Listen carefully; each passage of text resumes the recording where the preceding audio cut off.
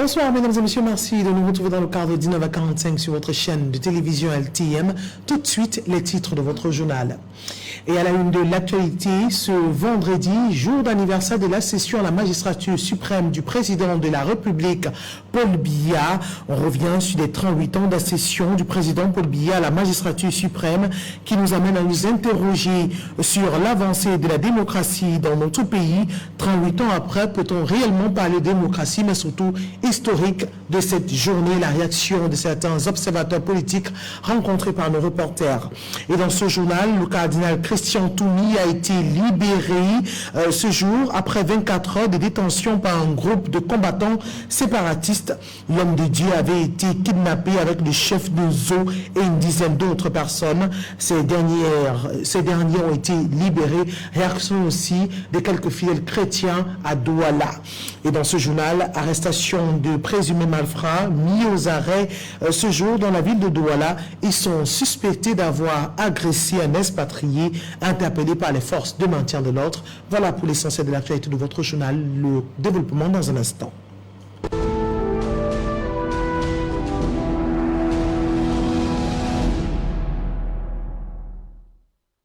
Bonsoir à tous et merci de nous renouveler votre confiance dans le cadre 19h45 sur la télévision du monde. Et nous vous l'annoncions au titre des présumés malfrats interpellés ce jour dans la ville de Douala. Ils ont été mis aux arrêts par les forces de maintien de l'ordre. Ceux-ci ont agressé un homme de nationalité chinoise aux premières heures de cette journée et les forces de maintien de l'ordre, la police, sont descendues sur les lieux pour la reconstruction des faits. Le récit de notre reporter Charles Fils-Languet dans ce reportage. Des présumés malfrats dans la nasse de la police ce jour dans la ville de Douala. Ces 4 hommes présentés à la presse ce jour sont accusés d'avoir tenté de cambrioler le domicile privé du gérant de cette entreprise de métallurgie basée ici au quartier Aqua. Durant la reconstitution des faits, il en ressort que l'un des présumés malfrats, ex-employé licencié de la structure, avait illicitement élu domicile dans l'enseigne de cette entreprise dans le but d'orchestrer un cambriolage. La nuit du 4 novembre est la date de cette opération qui mettra le suspect aux prises avec sa victime. Durant l'altercation, l'homme de nationalité chinoise sera blessé gravement par son bourreau. Je te pose une seule question. Comment expliques-tu que ce monsieur, lui, venait pour le mettre son compteur qui est sûrement disjoncté. Et subitement, comment expliques-tu qu'il te tape avec sa compteur? Ça veut dire que tu es allé vers lui, sûrement l'agresser. Il se défendait en utilisant la torche. Non, mais c'est... Non, comment tu dis non? Et ce sera grâce au cri d'alerte et l'appel du 117 que la brigade des Antigans en patrouille cette nuit fera irruption et mettra la main sur ce dernier. Ils n'ont pas eu l'occasion d'emporter quoi que ce soit. Parce que déjà, comme je vous disais, au premier cri d'alerte du Chinois, rapidement, un citoyen bien informé, introduit, a formé le 117. Interpellé le même soir, il passera aux aveux et dénoncera ses complices parmi lesquels le gardien de la structure, un vigile d'un hôtel voisin et un conducteur de moto. Et lui, te dit par exemple que lui passait avec sa moto. Voilà le conducteur de moto. Quand il passait avec sa moto, on l'a appelé, on l'a interpellé. Voilà, il y a un plan, il y a quelque chose, il faut assister. On lui dit qu'il venait demander 100 francs. Est-ce que c'est possible que quelqu'un se déplace avec sa moto de Daido pour venir à Aqua pour demander 100 francs? Est-ce qu'il a un enfant du jardin? Je ne crois pas. Une véritable organisation des malfaiteurs démantelée par la forte collaboration de la DRPJ et le génie, qui d'ailleurs profiteront pour rassurer les populations sur l'efficacité du 117 et leur promptitude à intervenir face à toute forme de criminalité et banditisme dans la capitale économique. Les populations doivent toujours faire le 117 en cas d'appel au secours. Nous sommes là et nous serons toujours là. Tant qu'il y a appel au secours, nous allons réagir. L'État a mis à notre disposition des moyens pour faire face à toute forme de criminalité. Et c'est ainsi aussi que l'État a mis à notre disposition autant de moyens de communication aujourd'hui pour alerter la police. Donc, à chaque fois que les citoyens sont arnaqués, agressés, séquestrés, et je ne sais plus trop quoi, que ces derniers passent appel au 117. Pour la suite, les présumés malfaiteurs seront présentés au procureur.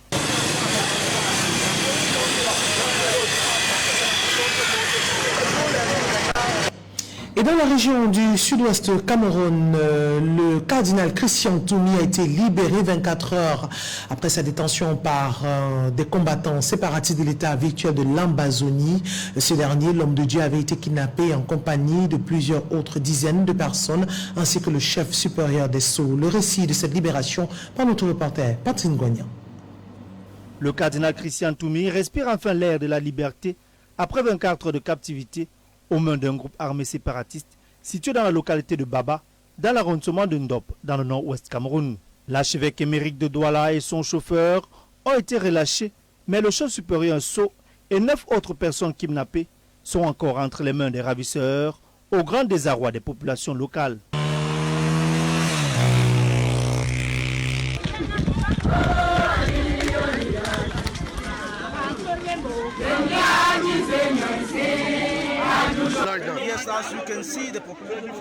Comme vous pouvez le voir, le cardinal est là, il est libre, mais la population réclame aussi la libération du chef supérieur de Sceaux qui est toujours aux mains des ravisseurs. Le convoi qui transportait le cardinal et le chef a été détourné. Et actuellement, le cardinal est libre et pas le chef. Nous disons donc que cette voiture ne bouge pas tant que nous ne voyons pas notre chef. Le chef de Kilung, petit village de la localité, est le principal médiateur entre les deux parties.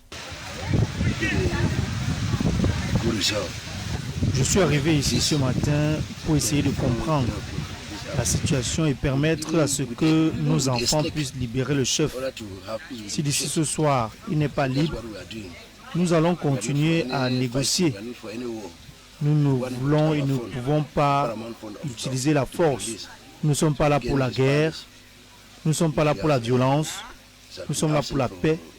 Nous voulons que le chef regagne son palais, qu'il a abandonné depuis plus de 3 ans aujourd'hui.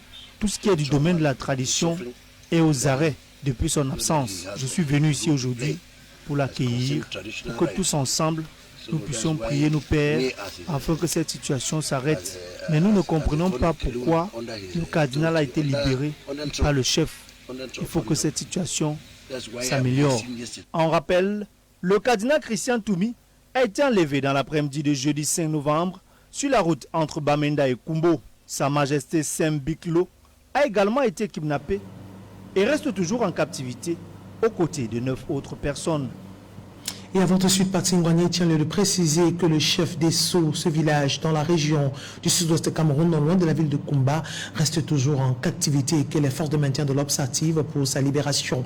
Et quelques heures avant la libération de son éminence cardinal Christian Toumi, les fidèles chrétiens de la cathédrale Saint-Pierre et Paul de Bonadibon à Douala étaient anxieux et inquiets.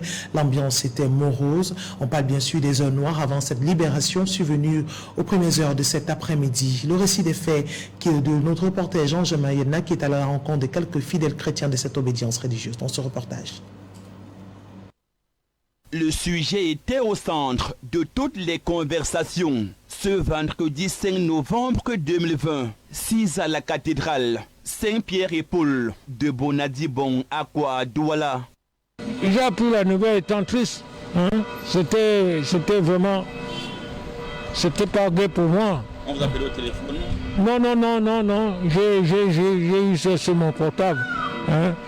J'ai dit, bon, Seigneur, tu vas intervenir, que tout se passe selon ta volonté et la nôtre. Moi, personnellement, je suis touché. C'est pas un vieux comme ça qu'on devait enlever. Mais on va prier pour que tout se passe bien, selon la volonté du Seigneur. Il devait enlever les autorités et non un vieux comme lui. Il a toujours œuvré pour la paix dans ce pays. Je ne sais pas pourquoi on l'enlève. Son éminence, le cardinal Christian Toumi, a été kidnappé par les rebelles sécessionnistes autour de 18h30, jeudi 5 novembre 2020, sur la route de Kumbo, dans le département du Mbui, région du nord-ouest Cameroun. C'est une information vraie. Il a été enlevé hier. Personnellement, j'ai été au courant de cet enlèvement. J'ai essayé de le joindre par téléphone, ainsi que son chauffeur. Je n'ai pas pu les avoir.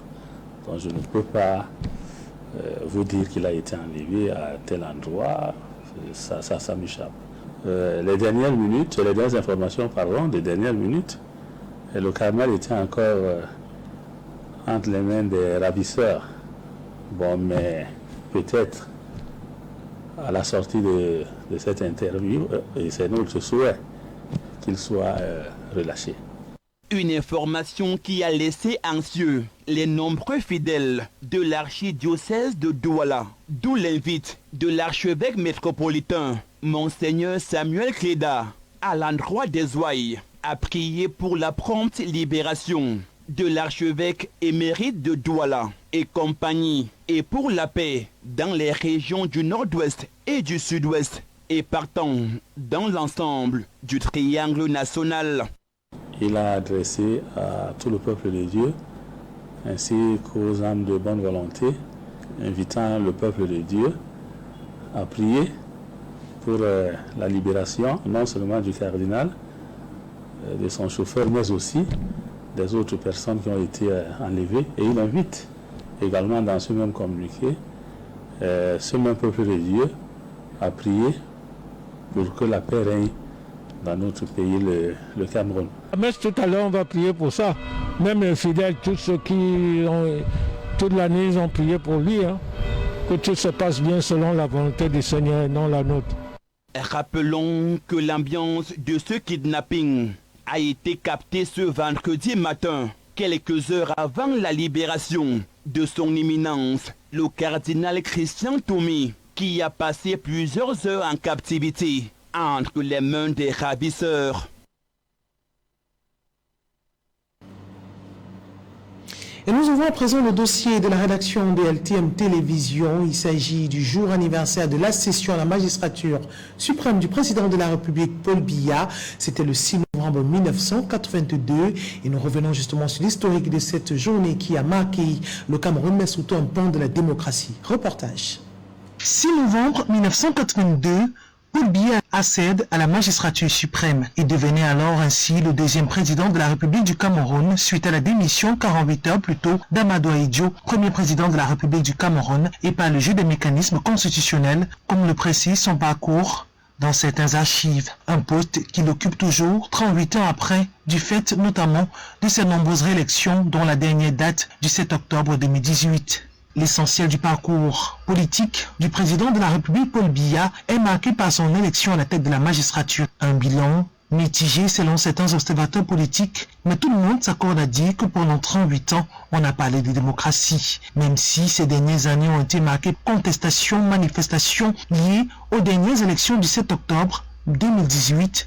Parlons de fraude électorale, de manœuvres politiques. Ce 6 novembre, le président de la République fête ses 38 ans à la tête du pouvoir camerounais. La cession de Biya à la magistrature suprême est le fruit d'une série de décrets ou simplement du pouvoir discrétionnaire d'Ahidjo Amadou. D'ailleurs, ce dernier, selon certains politiques, affirmera à plusieurs jours ou 3 mois après sa démission qu'il l'a apprécié. Il a décidé de le nommer Premier ministre. Et après, révision constitutionnelle qui fera de lui son successeur du chef de l'État en cas de vacances. Le président de la République prend donc les rênes d'un pays qui est divisé sur le plan ethnique, mais surtout en bonne croissance sur le plan économique. On mettra en avant l'éducation, mais surtout le projet de décentralisation qui continue toujours à prendre des faits et son processus toujours en marche. Concernant l'éducation, plusieurs bourses sont offertes aux étudiants, une éducation en crise encore en 2020. Un héritage que récupère le président de la République, Paul Biya, qui met l'accent sur le multiculturalisme, le multipartisme, mais surtout la démocratie. Une démocratie qui restera son cheval de bataille, la jeunesse, l'une de ses priorités, comme il le dit dans chaque discours, une jeunesse qui est le fer de lance de la nation. Pour les politiques, le bilan du président de la République 38 ans après reste mitigé, mais toujours est-il que le Cameroun, depuis près de 4 ans après 34 années de paix, se retrouve confronté à une crise sociopolitique dans les régions du nord et sud-ouest anglophones, une crise dans la partie septentrionale dans l'extrême nord, avec la secte islamique Boko Haram, un héritage qui, selon certains observateurs camerounais, devrait en ce moment être la priorité du chef de l'État, ne serait-ce que là. Et l'une des priorités du président de la République, c'est la démocratie. Et 38 ans après son accession à la magistrature suprême, plusieurs personnes s'interrogent sur l'effectivité de la démocratie au Cameroun. Peut-on réellement parler de démocratie dans ce pays, le triangle national? Nos reporters Zobel Aponini Mbong et Patrice Foucault sont allés à la rencontre de quelques observateurs politiques. Voici la réaction dans ce reportage. Plusieurs militants du Rassemblement démocratique du peuple camerounais rencontrés ce 6 novembre à Douala, notre pays a atteint le seuil de sa démocratie. Tous les jeunes s'intéressent à la politique, ce qui n'était pas avant. Ça veut dire qu'ils ont compris qu'il y a quelque chose. Ils ont leur mot à dire et pour ça, c'est un niveau. Et hier, ce n'était pas facile que n'importe quel jeune se présente et dise que je veux être président, je serai président de ce pays. C'était pas possible. C'est dans la démocratie. Et c'est dans cette même démocratie où il y a une liberté où tout le monde dit tout ce qu'il pense et à tort et à travers, on insulte même le président de la République, on dit n'importe quoi. C'est la démocratie. Nous sommes très à l'aise de répondre que le Cameroun est un pays démocratique de par les faits et ce qui se passe dans ce pays. Nous sommes l'un des seuls pays où il y a plus de 200 à 300 partis politiques. Je pense que c'est une liberté. Nous avons une floraison de titres de journaux. Nous avons tout. Pour Cyril Sambaka, la démocratie au Cameroun est un vain mot. L'homme politique tacle sévèrement les militants du parti au pouvoir en mettant à nu certains manquements qui prouvent que le Cameroun a encore du chemin à faire en matière de démocratie. Un fait marquant qui montre que la démocratie est en mal au Cameroun, c'est le fait que l'opposition n'ait pas de statut. Parce que vous savez, vous pouvez voir dans tous les pays, là où il y a la démocratie, l'opposition a un statut. Et vous allez remarquer que les consultations ne se sont jamais faites entre le chef de l'État et les leaders de l'opposition.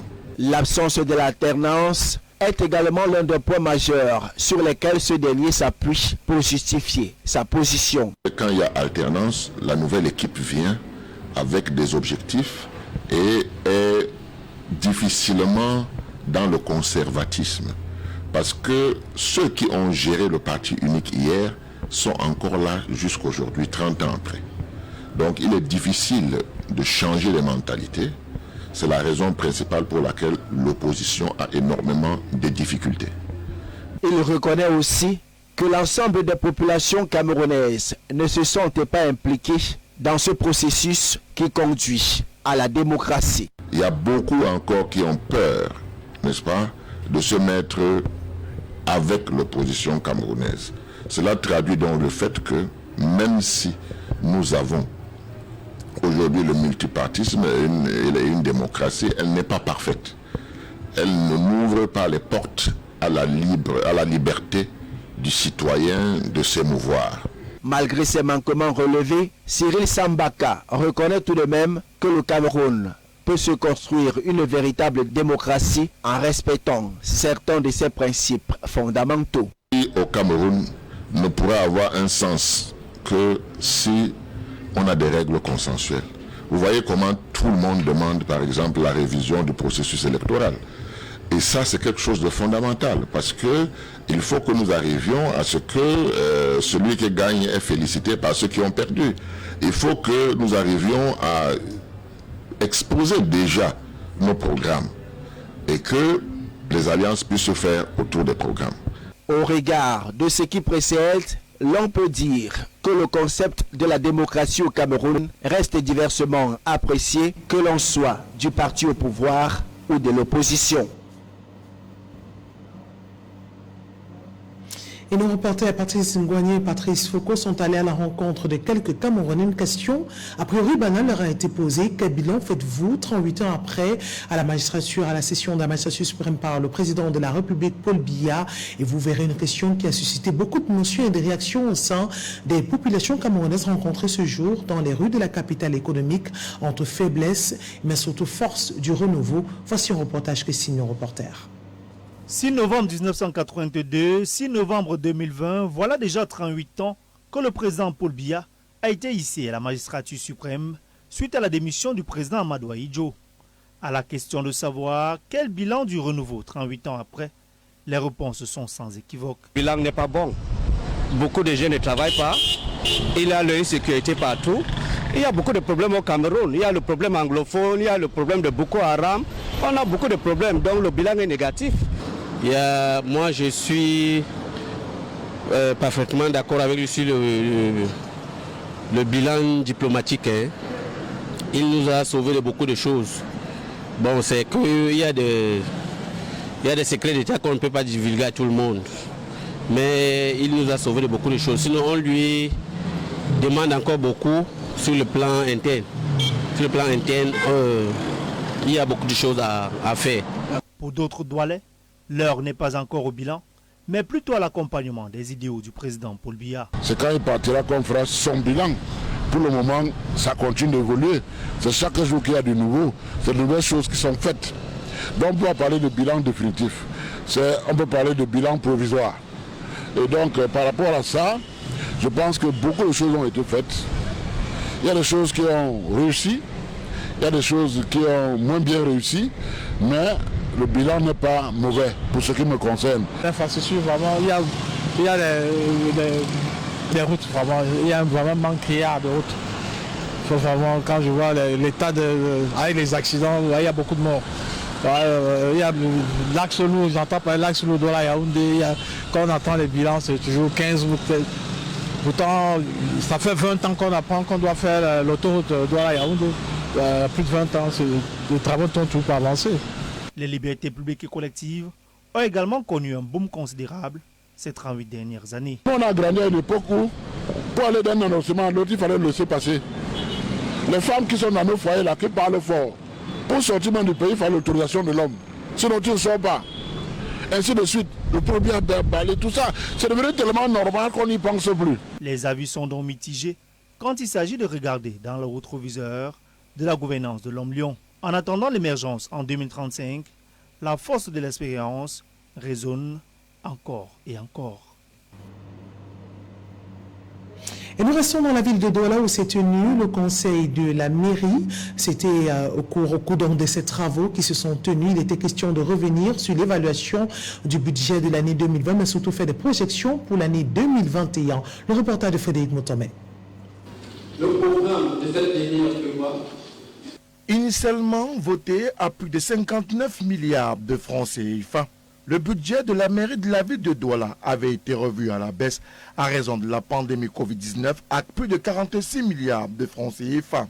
Rendu au 30 septembre 2020, la mairie de la ville a engrangé des recettes de plus de 21 milliards de francs CFA pour des dépenses de plus de 23 milliards de francs CFA, soit des taux représentatifs d'émission des recettes de 46,54% et d'engagement de 47,49%. Vous savez qu'il s'agit d'une session d'évaluation du budget en cours. Et je crois qu'ils sont sur la bonne voie. Je suis donc venu leur apporter mes encouragements et leur demander d'aller de l'avant. Parce que nous sommes au 3e trimestre, c'est-à-dire du 30 septembre. Donc on avait déjà fini le 3e trimestre. On est en train d'entamer le 4e trimestre.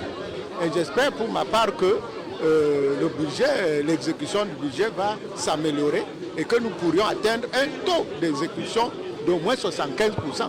L'exercice 2020, en cours d'achèvement, a connu plusieurs difficultés, au premier rang desquelles la pandémie Covid-19 qui a considérablement ralenti la bonne exécution des travaux sur le terrain. Vous êtes sans ignorer que la pandémie du Covid est venue justement entraîner un ralentissement des activités. Et c'est tous les secteurs qui ont pris un coup. Même au niveau de l'État, ça n'a pas été facile. Et combien de plus lorsque on voit au niveau des collectivités territoriales décentralisées. Mais moi, je pense que la communauté urbaine de Douala s'est bien comportée. Et l'évaluation qui est faite permet justement d'avoir de l'espoir. Et pour ce qui est de cette session d'évaluation, qui fait état de plusieurs nouvelles actions à mener sur le terrain, Roger Mbassandine évoque entre autres des projets d'amélioration de mobilité urbaine, de maintenance du réseau existant et surtout de lutte contre le désordre urbain. Nous sommes en préparation d'un certain nombre d'actions et d'investissements importants. Nous avons, notamment en matière de transport et de mobilité urbaine, un plan novateur qui doit permettre d'améliorer la circulation sur tous les axes, tous les grands axes. C'est un investissement important, c'est un investissement d'entretien et que nous avons aujourd'hui à plus d'une cinquantaine de milliards sur 3 ans, donc à peu près 20-25 milliards par an. Nous allons également mettre en circulation la barge, c'est-à-dire un navire fluvial entre Douala et Manoka, qui doit permettre d'accélérer les échanges entre Douala et Manoka.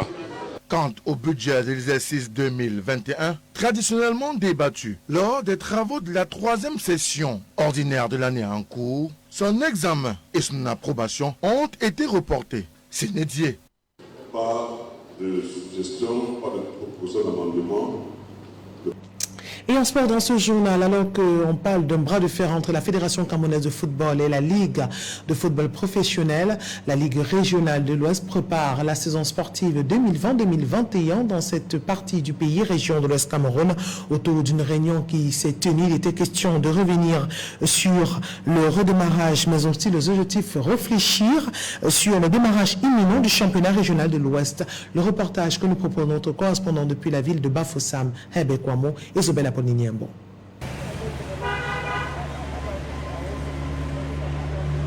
Le point d'orgue de cette concertation entre les présidents des clubs amateurs de la région de l'Ouest et le secrétaire général de la Ligue régionale de football qu'accompagnaient ses proches collaborateurs était la conformité administrative des différents clubs, autrement dit la demande des licences en ligne. Le constat qui se dégage est que sur les 24 clubs amateurs désirés de participer au championnat régional de l'Ouest pour la saison sportive 2020-2021, seuls 3 ont déposé en ligne leur demande de licence. Il était donc question pour le secrétaire général de la Ligue régionale de football de l'Ouest d'entretenir ses différents présidents sur l'importance de cette démarche, d'autant plus que les dispositions du règlement stipulent qu'un club, pour prendre part au championnat, doit avoir au moins 11 licences de joueurs. La date butoir pour cette opération est fixée au 23 novembre 2020 prochain. Lorsque c'est la fédération qui contrôlait, il pouvait y avoir des petites marges de manœuvre.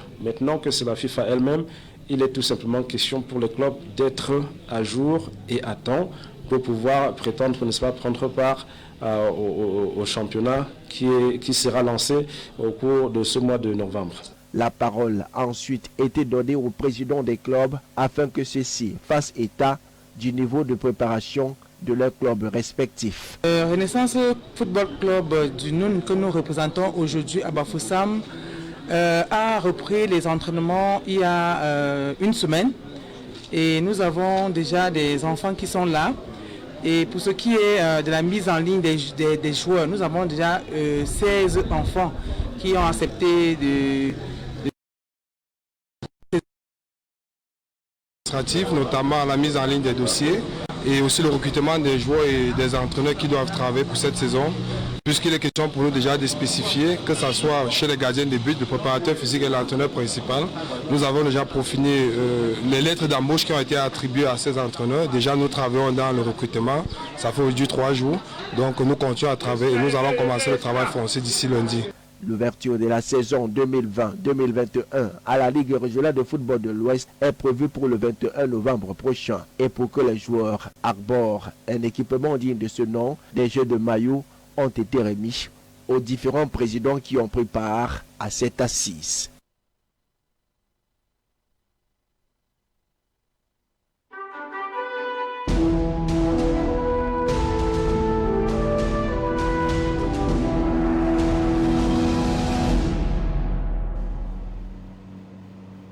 Et dans cette page internationale, le point de l'élection présidentielle aux États-Unis, le décomptage des voix a été effectué dans l'État de Pennsylvanie et Joe Biden est en avance pour le siège de la Maison-Blanche. France 24. Superviser le processus électoral d'aujourd'hui qui poursuivent leurs travaux dans le processus de décompte. Nous aurons des résultats bientôt. Il y a nombre de municipalités qui ont appuyé ces opérations. Je tiens à remercier notre département de police, les pompiers, les services de l'État pour l'organisation de cette élection. Les préparatifs ont duré un an. Il y a également tous les employés qui ont aidé le jour de l'élection et qui ont fait en sorte que le système de décompte fonctionne bien. Je vous remercie et les habitants de cette ville vous remercient. Je tiens également à remercier les habitants de Philadelphie. Cette semaine, plutôt, j'ai envoyé une lettre aux électeurs pour les appeler au calme le jour de l'élection et les jours qui suivaient, et vous êtes restés calmes. Et nous avons pu voir dans les rues devant ce centre de convention qu'il n'y avait pas de colère, mais plutôt de la musique et des célébrations. Et notre ville est un exemple brillant de la manière de bien organiser des élections. Aujourd'hui, c'est la victoire non pas d'un candidat ou d'un parti politique, mais de notre démocratie. Nous continuerons de dépouiller les bulletins, tous les bulletins par procuration, les bulletins par correspondance, et il y a des affirmations sans fondement selon lesquelles il y aurait de la triche. Ce que nous avons vu ici à Philadelphie, c'est la démocratie pure et simple. Nos pères fondateurs ont conçu ce système à 15 minutes à pied d'ici même. Et 233 ans après ces fondations, aujourd'hui à Philadelphie, nous affirmons que ce système fonctionne et que le peuple s'est exprimé, et nous souhaitons une transition pacifique en janvier. Et le commissaire Dilley va prendre la parole. Est-ce que vous voulez que je continue à traduire ou pas? First of all, I want to thank all of you and the public for your continued patience. Our goal has been to produce accurate results as quickly as possible, and we've continued to work toward that end. Nous continuons de travailler pour que le processus se passe bien. 90,360 votes. Nous avons décompté 690 360 bulletins. Il y avait des votes par correspondance également. Et en personne. C'est un record en ce qui concerne le vote par correspondance dans notre ville. Je suis très fier du travail de ceux qui s'occupent du dépouillement. Ils travaillent très dur depuis mardi. Cet après-midi, nous mettrons à jour le décompte des votes en personne et des votes par correspondance. Et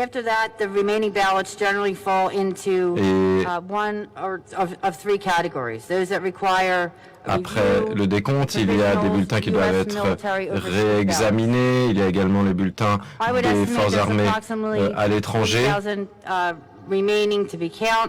Il y a environ 40 000 bulletins à compter. Ce que je peux vous dire également, c'est qu'il faudra probablement plusieurs jours pour finaliser ces vérifications, et il faut certifier tout cela dans un délai de 20 jours après les élections. Donc merci aux citoyens de Philadelphie.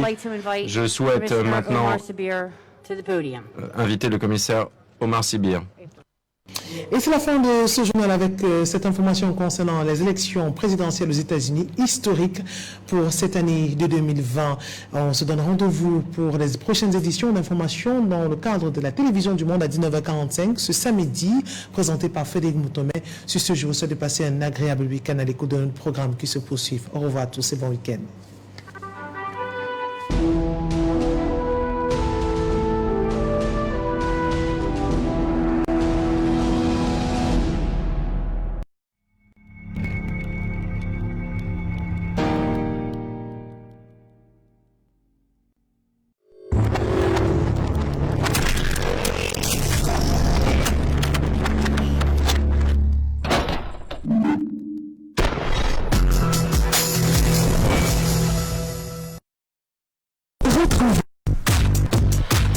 Destination Prestige, cabaret, discothèque